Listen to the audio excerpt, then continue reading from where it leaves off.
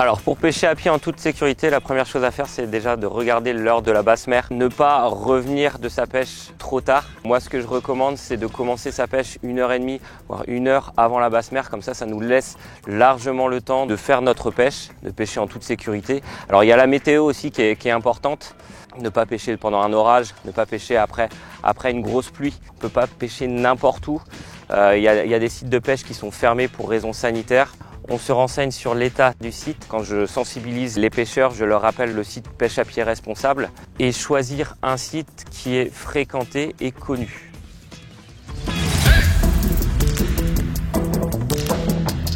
Donc les sites interdits à la pêche à pied, on a les zones portuaires, les zones de repos biologique de certaines espèces, les herbiers de zoostères, des zones proches des exutoires des stations d'épuration, le périmètre de 15 mètres autour des zones de concession conchylicole. Certaines zones du littoral peuvent être temporairement interdites à la pêche à pied pour des raisons sanitaires. Vous pouvez les retrouver sur le site Pêche à pied responsable.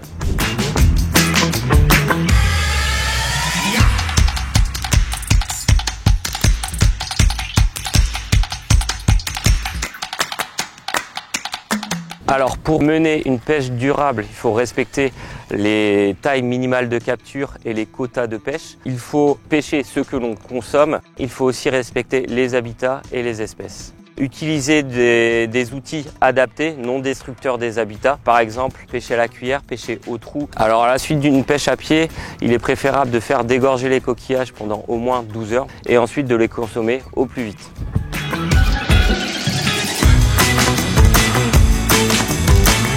Pour plus d'informations et adopter les bons réflexes, rendez-vous sur le site www.pêcheapied-responsable.fr.